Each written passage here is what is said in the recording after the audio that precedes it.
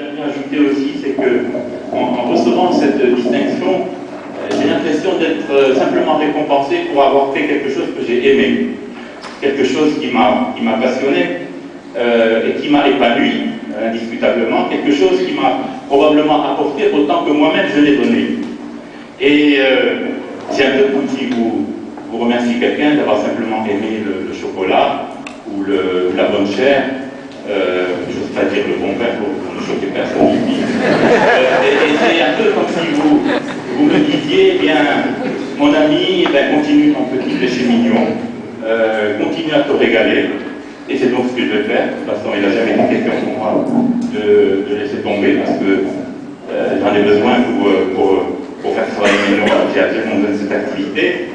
Je voudrais ajouter aussi que ça a été toujours pour moi un immense bonheur de travailler au milieu de la nature et en contact avec des gens simples, ces gens de nos campagnes, de nos montagnes, de nos régions désertiques, qui vivent probablement très sobrement, mais qui ont une grandeur d'âme, qui ont des connaissances immenses et qui cultivent des valeurs qui malheureusement se perdent aujourd'hui. Et ces gens qui ont été mes informateurs, ont été aussi mes hôtes, parce qu'ils m'ont très souvent ouvert non seulement leur cœur et leur esprit pour me communiquer les connaissances qu'ils détenaient eux-mêmes de leurs ancêtres, mais ils m'ont ouvert aussi la porte de leur maison et ont accueilli très souvent ce visiteur de passage que j'étais et qu'ils allaient probablement plus jamais revoir. Et j'ai toujours été très ému de les voir parfois sacrifier leur dernière chèvre pour rendre honneur à ce visiteur de passage, et au moment de partir, quitte d'ailleurs à ensuite se serrer la ceinture pendant un mois pour rééquilibrer le budget après le passage de l'étranger.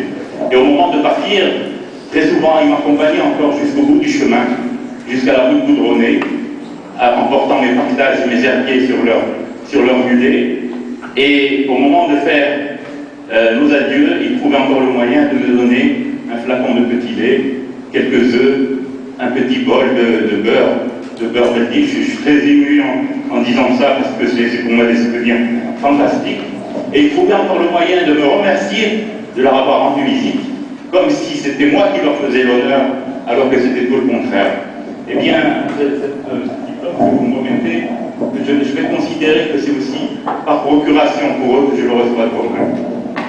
Encore un petit mot pour vous dire, si je peux me permettre de tirer une leçon de morale personnelle, c'est qu'il faut toujours aller au bout de ses passions, même si cela doit parfois nous faire passer par des parcours qui ne sont pas toujours de longs fleuves tranquilles. Merci à vous.